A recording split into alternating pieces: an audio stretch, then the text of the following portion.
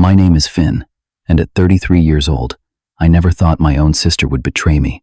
But there I stood, staring at the locked door of our childhood home, my key suddenly useless in my trembling hand. The text message on my phone burned into my vision. "You're not part of this family anymore. Don't come back." 5 years after we lost our parents, Eleanor had changed the locks and thrown me out of my own house. I had no idea that in just a few days, her lawyer would send an email that would change everything. Before I tell you how this nightmare unfolded, let me know where you're watching from in the comments below. And if you enjoy stories about family justice, hit that subscribe button now. Growing up in suburban Chicago, Eleanor and I were about as close as siblings could be despite our 4-year age gap. Our modest 2-story home on Maple Avenue was filled with laughter and the kind of inside jokes only siblings can create.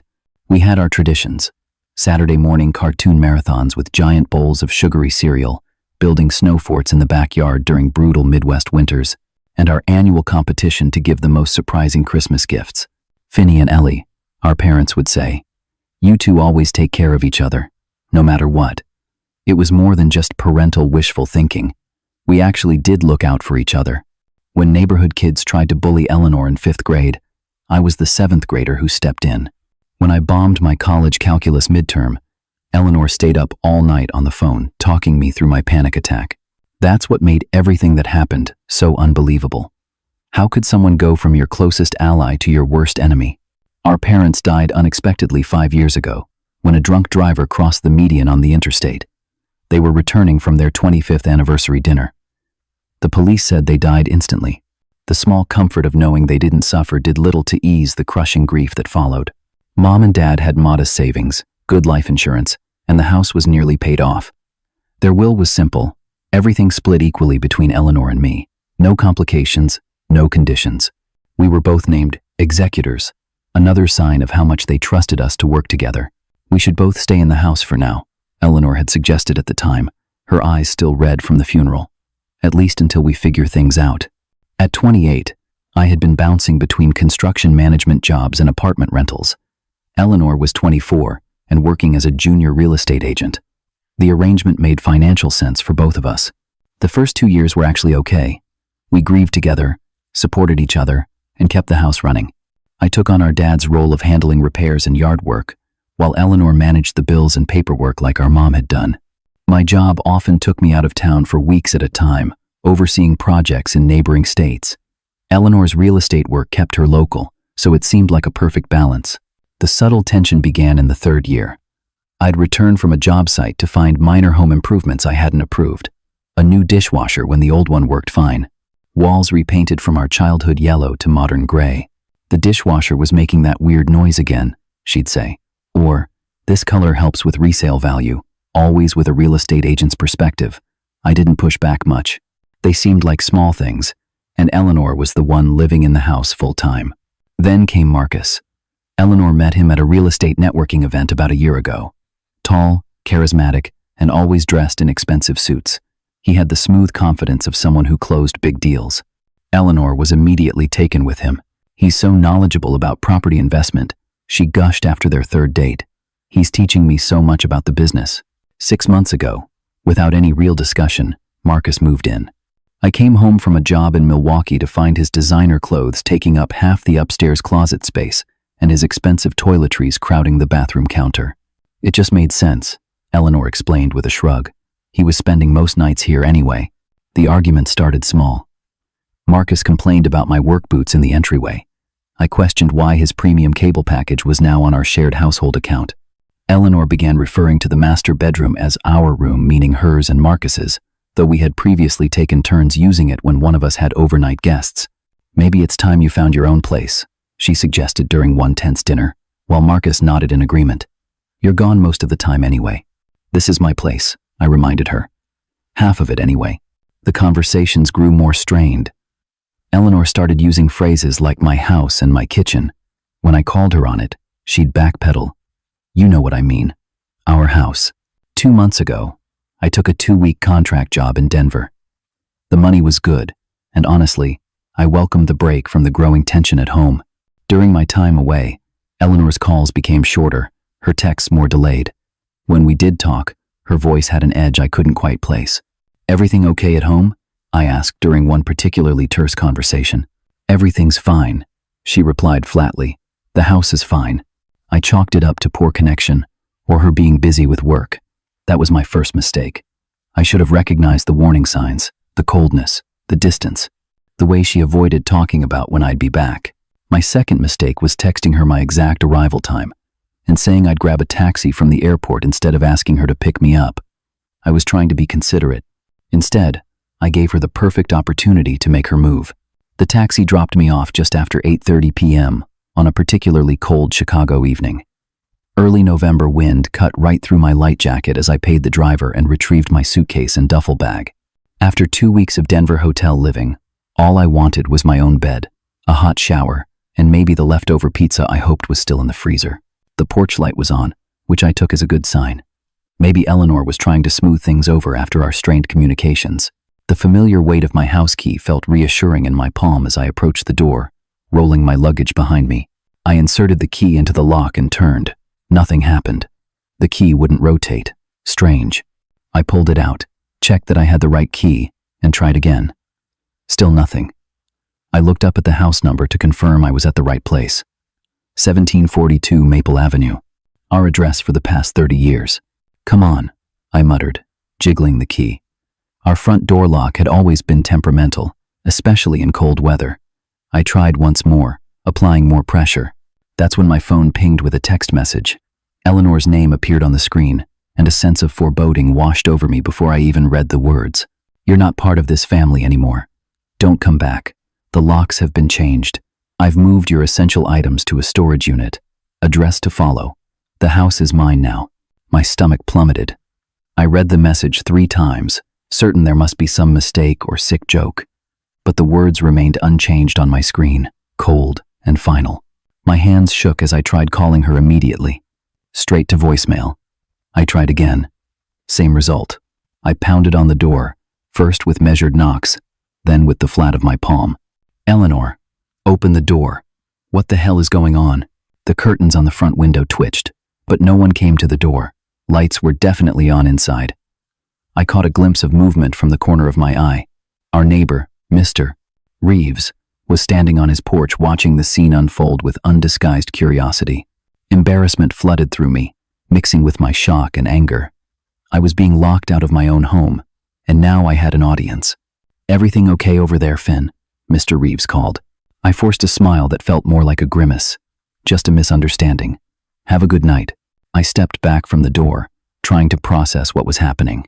The temperature was dropping by the minute, and I stood there with nothing but a suitcase full of dirty laundry and a useless key. With trembling fingers, I called my friend Jackson, trying to keep my voice steady as I asked if I could crash on his couch for the night. His hesitation was palpable. Everything okay, man? Not really. I'll explain when I get there. An hour later, I sat on Jackson's second-hand couch, surrounded by my luggage, still wearing my jacket because his apartment heating was spotty at best.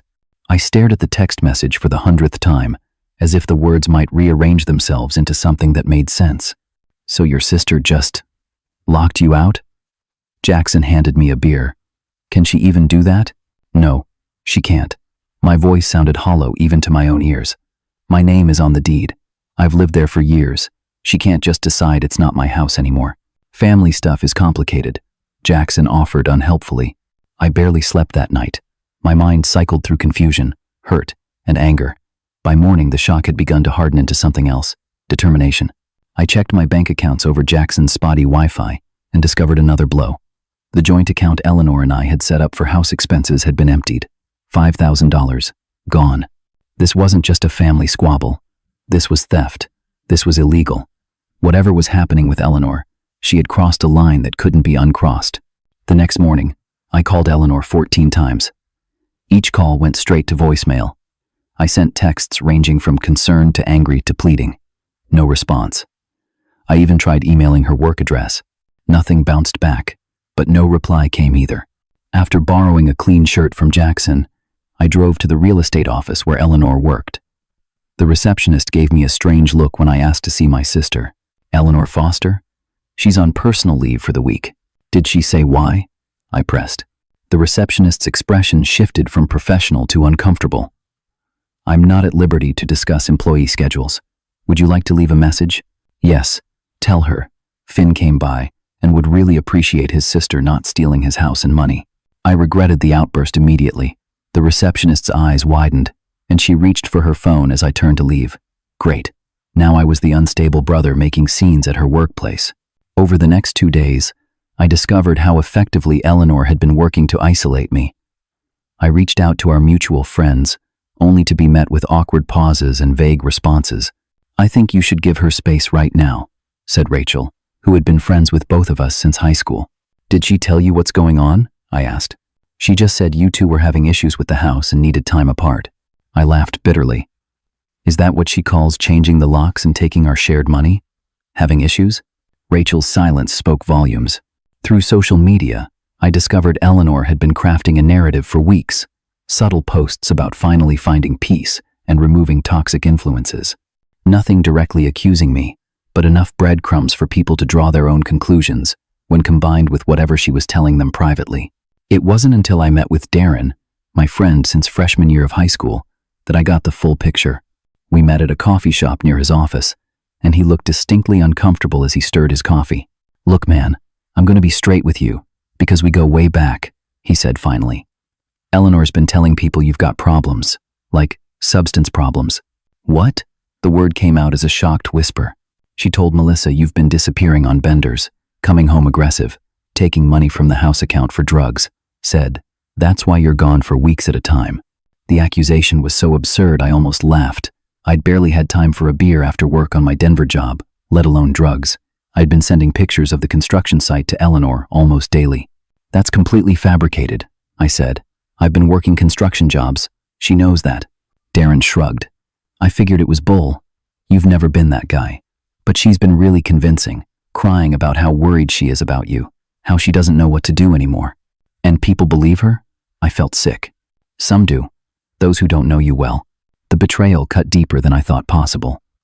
Not only had my sister stolen my home and money, but she was systematically destroying my reputation to justify her actions. The financial strain began taking its toll quickly. Hotel rates in Chicago weren't cheap, even for basic accommodations. Eating every meal at restaurants added up fast. I had some savings, but they wouldn't last long at this rate. Work became nearly impossible to focus on.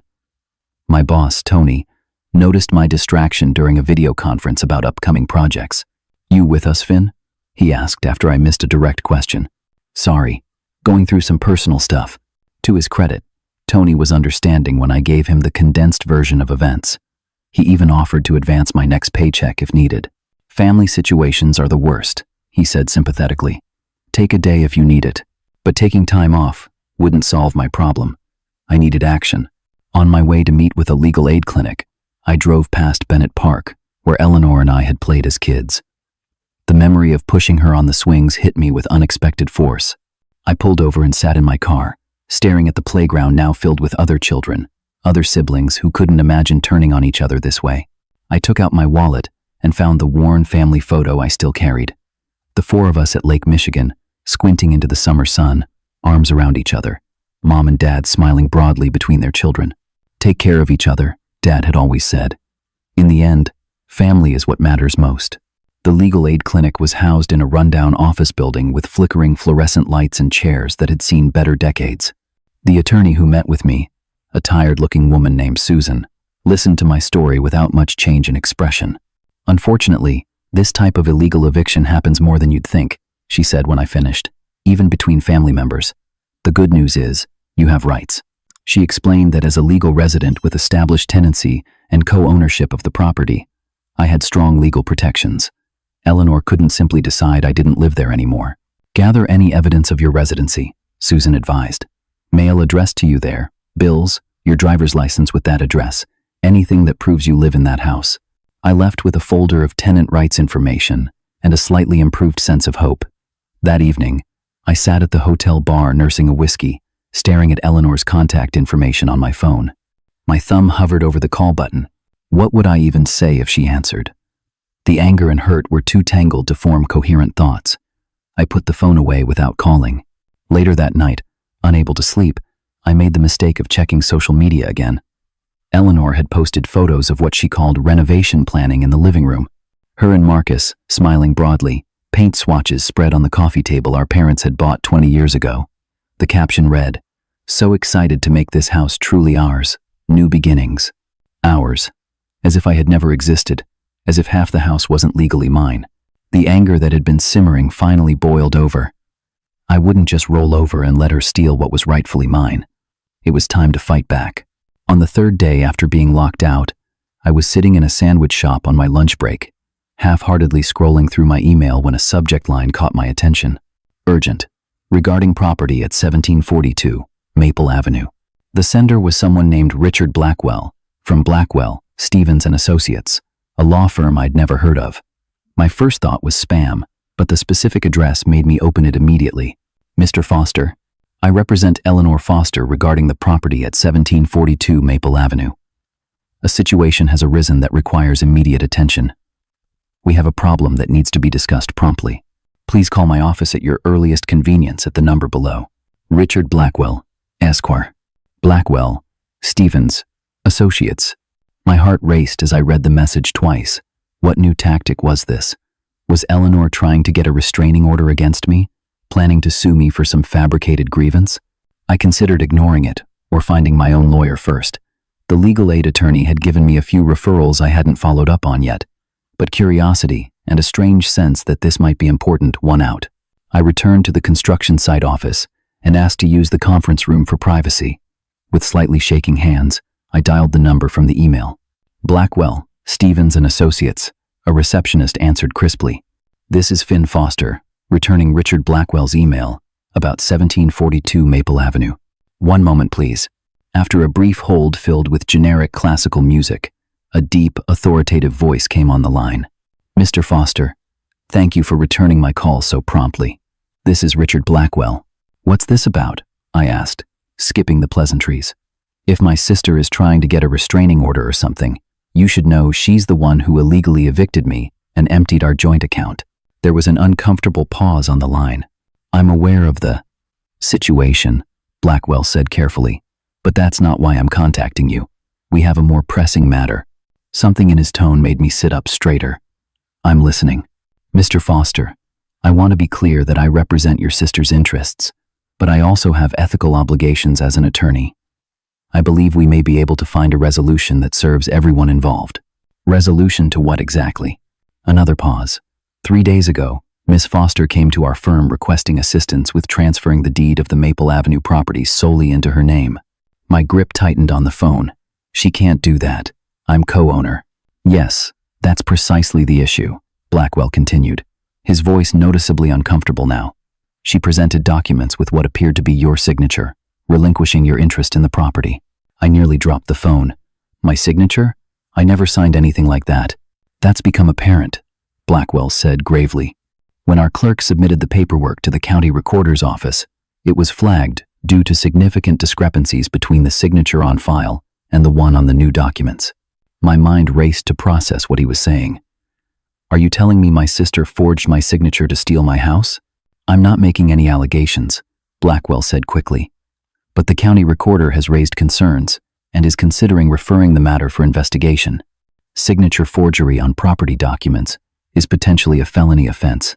The pieces suddenly clicked together. Eleanor hadn't just locked me out on a whim. She had tried to legally steal the house and got caught. Why are you telling me this? I asked suspiciously. Shouldn't you be advising her to get a criminal defense attorney? My primary concern is resolving this situation before it escalates to that point, Blackwell said. Miss Foster is understandably distressed about the potential consequences. She has authorized me to discuss a potential solution. What kind of solution? She's prepared to offer you financial compensation for your interest in the property. A buyout, if you will. I almost laughed. After forging my signature and locking me out of my own house? How generous. Blackwell cleared his throat. She's prepared to offer $40,000 for your share. This time I did laugh. The house is worth at least $600,000 in today's market. My half would be $300,000, minimum. Miss Foster feels that considering the improvements she's made and her role in maintaining the property while you've been away for work, the offered amount is fair. White-hot anger surged through me.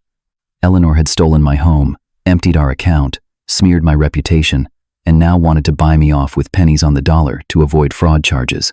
Mr. Blackwell, I said, struggling to keep my voice steady. You can tell my sister that I'll be getting my own lawyer, and they'll be very interested in hearing about attempted property fraud, illegal eviction, and theft from joint accounts. I urge you to consider the impact of legal action on your family relationship, Blackwell said smoothly. These matters can become quite messy and permanent. Eleanor destroyed our relationship when she changed the locks and lied to everyone we know. Tell her I'll see her in court. I hung up, my hand still shaking, but now from anger rather than anxiety. The vulnerability I'd felt standing on the porch with my useless key was replaced with something harder, more determined. That evening, I researched everything I could find about property fraud, forgery penalties, and illegal evictions in Illinois. By morning, I had a list of potential attorneys and a much better understanding of my rights. Eleanor had made a critical mistake, and for the first time since this nightmare began, I had the upper hand. The offices of Rebecca Chen, attorney at law, were nothing like the dingy legal aid clinic. Located in a sleek downtown building with glass walls and modern art, they spoke of success and confidence. The consultation fee was steep, but after hearing Blackwell's revelation, I knew I needed serious legal representation. Rebecca herself was a sharp contrast to Blackwell's smooth-talking demeanor. Petite with a no-nonsense bob and piercing eyes, she listened to my story without interruption, occasionally typing notes on her laptop. When I finished, including the details about the forged documents, she closed her computer with a decisive click. "They've made multiple serious errors," she said, a slight smile playing at her lips. "Legally speaking, they've handed us a gift." Over the next hour, Rebecca outlined a strategy that made me wish I'd contacted her sooner. "First, we send a formal cease and desist, demanding immediate access to your property and belongings," she explained. "Simultaneously, we file for an emergency hearing regarding the illegal eviction. We also send a preservation notice requiring them to maintain all documents related to the attempted property transfer." "Will that get me back in my house?" I asked. "Not immediately, but it sets the legal groundwork. More practically, we'll contact the police to accompany you to retrieve essential belongings. They often provide civil standby services for exactly these situations." 2 days later, I stood on my own front porch again, this time with a police officer beside me and Rebecca waiting in her car at the curb. The officer knocked firmly on the door. "Police," civil standby requested. Eleanor opened the door, her face draining of color when she saw me. She looked smaller somehow, her confident posture replaced by a defensive hunch. "What's happening?" she asked, her voice barely audible. "Mr. Foster has requested police presence to retrieve his essential belongings from his residence," the officer explained calmly. "I understand there's a property dispute, but as he has established residency here, he has the right to access his personal items." Marcus appeared behind Eleanor, wearing an expression that shifted from aggressive to cautious when he saw the uniform. "This is private property," he began. "Sir, I'd advise you to step back and allow this process to proceed without interference," the officer responded firmly. "I'm here to keep the peace while Mr. Foster collects necessary personal items only." Eleanor stepped aside wordlessly, and I entered my childhood home for the first time in nearly a week. The familiar smell hit me first, a mixture of Mom's old potpourri recipe that Eleanor still made, and the lemon wood polish Dad had always used on the banister. For a moment, the comfort of home warred with the betrayal that had occurred within these walls. The officer followed me upstairs to my bedroom, which I found partially emptied. My dresser drawers hung open with clothes missing, and several boxes were stacked in the corner. "I was packing your things," Eleanor said from the doorway, her voice small, like I said in the text. I didn't respond as I gathered what I needed most: my laptop, important documents, additional clothing, and a few irreplaceable personal items. As I pulled open my closet door, a childhood memory surfaced: the loose floorboard in the back corner where I used to hide treasures as a kid. On impulse, I moved a few shoes aside and pried up the board. The manila envelope was still there, dusty but intact. Inside were the original copies of our parents' will, birth certificates, and the house deed clearly showing both our names. I slipped it into my backpack without comment. Eleanor hovered nervously as I worked, occasionally starting sentences she didn't finish. The officer maintained a professional distance but stayed close enough to intervene if needed. As I prepared to leave, our elderly neighbor, Mrs. Winters, appeared at the front door. "Finn, I thought that was you. Where have you been, dear?" "I've been worried." Eleanor tensed visibly. "Hi, Mrs. Winters," I greeted her. "Just had a little misunderstanding about housing arrangements." Mrs. Winters looked between us, her eyes sharp despite her 80-plus years. Misunderstanding? Is that what we're calling it? I saw them changing the locks the day after you left town, dear. Seemed mighty suspicious to me. Eleanor's face flushed red. Mrs. Winters, this is a private family matter. Family matters stopped being private when you had those renovation people come measure the whole house before Finn even left for his trip, Mrs. Winters replied pointedly, talking about knocking down walls and whatnot. I turned to Eleanor, whose eyes were now firmly fixed on the floor. Renovation people? Before I left for Denver? Mrs. Winters nodded vigorously. Oh yes, that young man of yours was showing them around, talking about flipping potential and property values. Didn't sound like plans for a family home to me. The officer cleared his throat. Mr. Foster, I can remain for 15 more minutes. Please continue gathering your essentials. I thanked Mrs. Winters and finished collecting my belongings, my mind racing with this new information. Plans made before I even left town. This hadn't been a spontaneous decision. They had planned to take my house all along. Back in Rebecca's car, I told her what Mrs. Winters had revealed. Excellent, she said, making a note. Witnesses to premeditation strengthen our case considerably. She glanced at the envelope I'd retrieved. And those documents? Original deed and will. My parents' attorney gave us each a copy, but kept these as the originals in the house safe.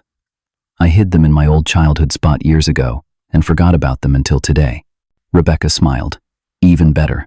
We'll file for a temporary restraining order, preventing any property changes or transfer attempts immediately. And we'll notify the bank and county recorder that no transactions related to the property should proceed without verification from both owners.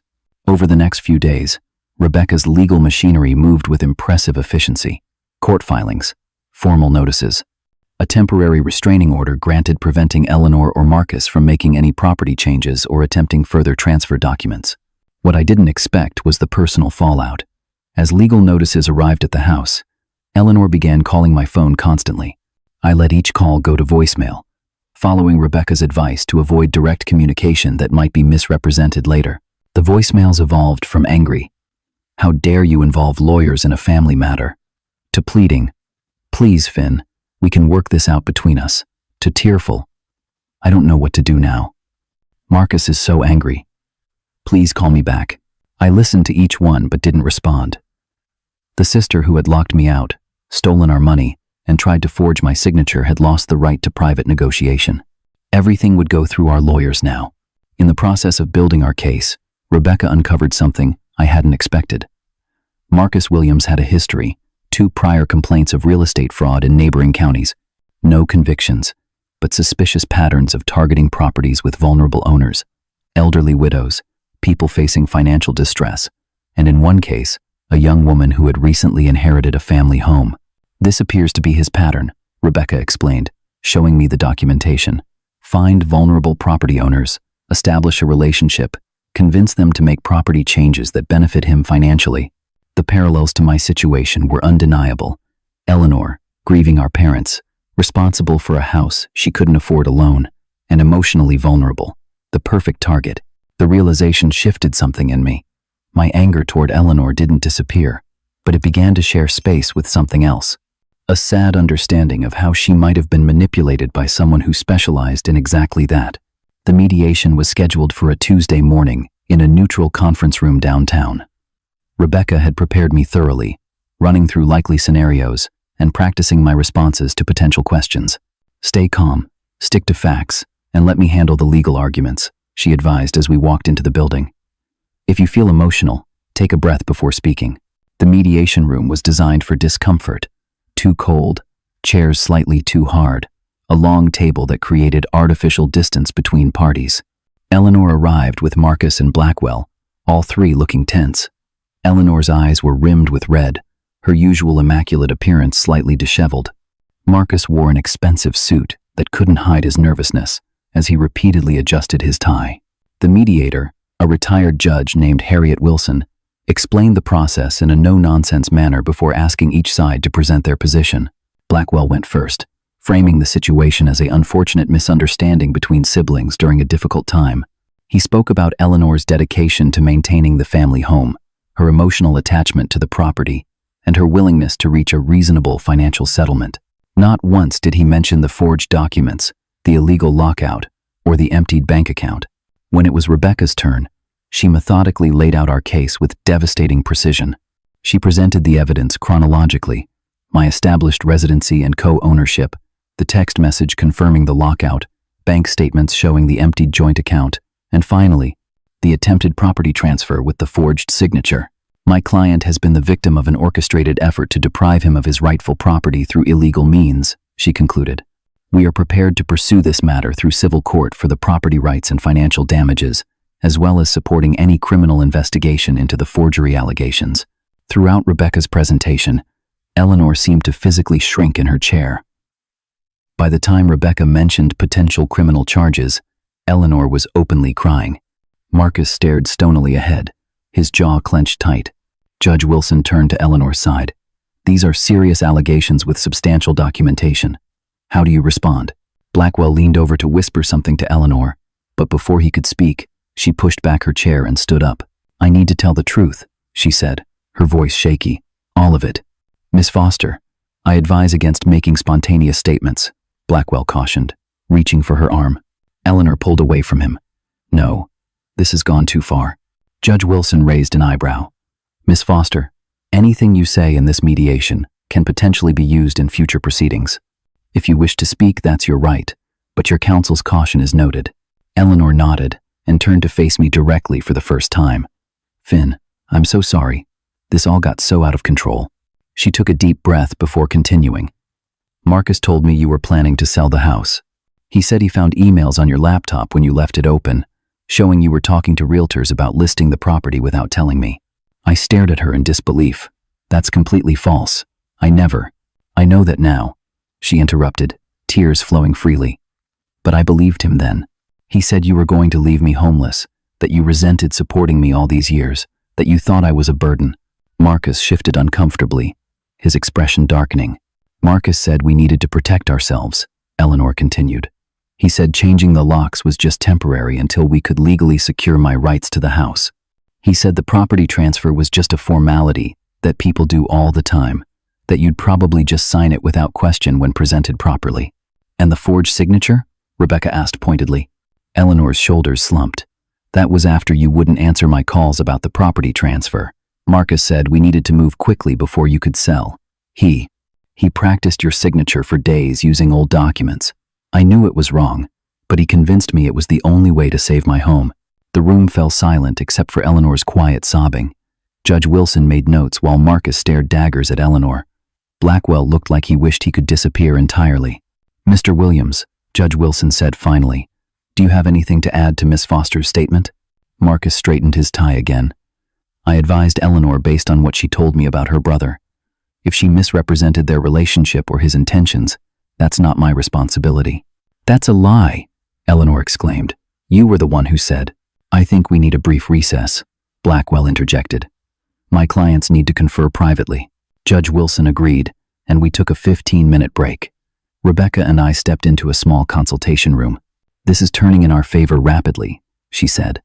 Eleanor's admission about the forgery and the circumstances surrounding it are very helpful to our case. She was manipulated, I said quietly, the realization settling heavily in my chest.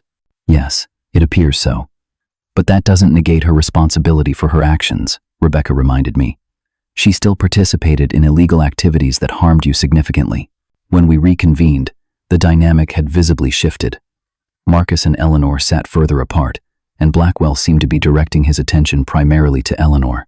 My client wishes to rectify this situation, Blackwell stated formally. She acknowledges the inappropriate actions taken and is prepared to restore Mr. Foster's access to the property immediately, return all funds removed from joint accounts, and discuss a fair resolution regarding the future of the property. Judge Wilson turned to me.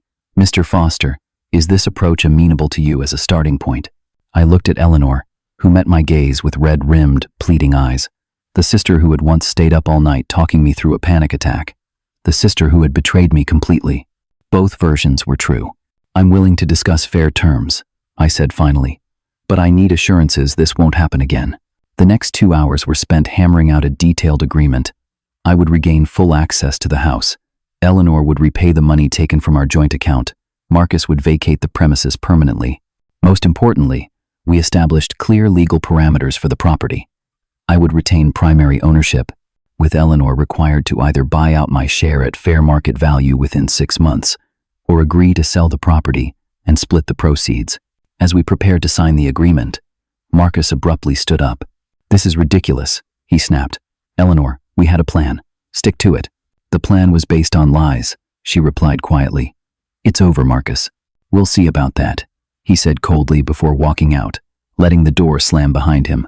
Judge Wilson raised an eyebrow but continued with the signing process. When everything was formalized, Eleanor and I found ourselves alone in the hallway as the others gathered their materials. "He's gone," she said simply, "left with my credit cards and about $8,000 from my personal account. His phone is disconnected." I wasn't surprised. Rebecca found his history. "He's done this before." Eleanor nodded miserably. "The police told me the same thing when I filed a report this morning. They think he's already left the state." We stood in uncomfortable silence for a moment.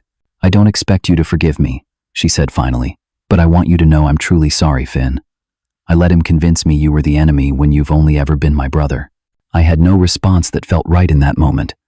The wound was still too fresh, the betrayal too complete, but somewhere beneath the hurt, I felt the faint stirring of something else.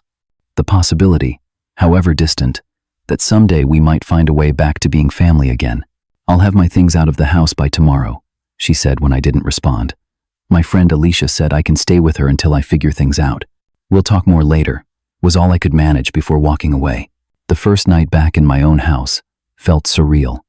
I changed the locks immediately, not out of revenge but genuine security concerns given Marcus's threats. The home security system I installed the following day was another layer of protection that helped me sleep better.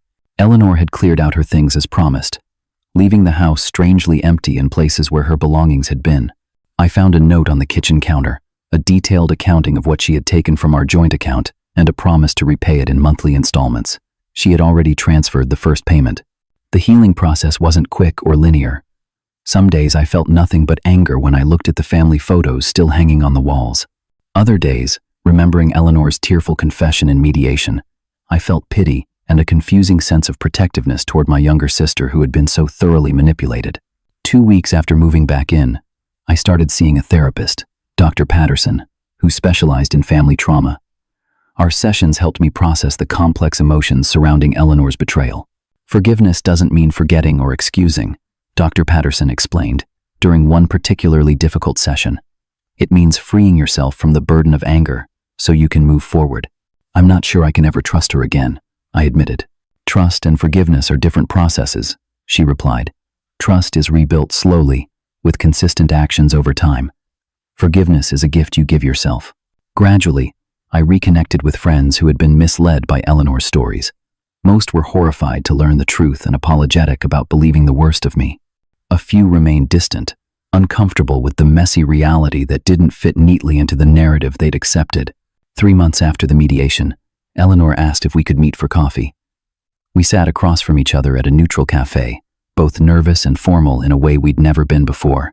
"I've been in therapy too," she told me, stirring her latte unnecessarily, working through why I was so vulnerable to Marcus's manipulation, how I could have betrayed my own brother. I nodded, but didn't immediately respond. "The therapist thinks part of it was unresolved grief about Mom and Dad," she continued. "I never really processed their deaths properly. Just threw myself into maintaining the house, like keeping their home perfect could keep their memory alive." "I understand that part," I said quietly. "That's why I kept my job that required travel. Being in the house full-time was too painful at first." A small bridge of understanding formed between us in that moment. Not forgiveness yet, but acknowledgement of our shared loss and different coping mechanisms. We began a careful process of rebuilding. Small steps, brief conversations, occasional text messages checking in. Eleanor continued making regular repayments for the money she had taken. She found a new job at a different real estate agency and moved into a small apartment across town. 6 months after the lockout, we faced a decision about the house. According to our agreement, Eleanor needed to either buy out my share or agree to sell the property. "I can't afford to buy you out," she admitted during a conversation on the porch swing where we'd spent so many childhood evenings. "And honestly, I don't think I should live there anyway. Too many complicated emotions now." We decided to sell. The house went on the market and sold within 2 weeks for well above asking price in the hot Chicago real estate market. After the mortgage was paid off, we each received a substantial amount that would allow us to make fresh starts. I used my portion as a down payment on a smaller home in a neighboring suburb. Eleanor invested most of hers and rented an apartment, working to rebuild her finances and independence after Marcus's exploitation. The most important lessons I learned through this ordeal weren't about property rights or legal protections, though those were certainly valuable. The deeper lessons were about boundaries, trust, and the complicated nature of family bonds. I learned that sometimes standing up for yourself against family is necessary, not selfish. That documentation and legal protection matter, even with those you should be able to trust implicitly. That manipulation can cloud the judgment of even smart, capable people when it targets their insecurities and fears. Most importantly, I learned that healing family relationships after betrayal isn't impossible, but it requires honesty, accountability, and patience from both sides. Eleanor and I will never have the same relationship we had before this happened. The innocent trust is gone, but we're building something new, something more mature and boundaried, that might eventually be stronger for having been broken and carefully repaired. Our parents would have wanted us to find our way back to being siblings again, even if the path was harder than any of us could have imagined. If you've ever experienced family betrayal or had to fight for what's rightfully yours, I hope my story offers some encouragement. Sometimes the people closest to us cause the deepest wounds, but standing up for yourself doesn't mean giving up on the relationship entirely. There can be justice and healing, even if they arrive in unexpected ways. Have you ever had to confront a family member who wronged you? How did you balance standing your ground with leaving room for reconciliation? Share your experiences in the comments below. If this story resonated with you, please hit the like button and subscribe for more real-life stories about overcoming family challenges. And if you know someone struggling with a similar situation, share this video with them so they know they're not alone. Thank you for listening to my journey, and remember, protecting your boundaries and keeping your heart open for healing aren't mutually exclusive choices.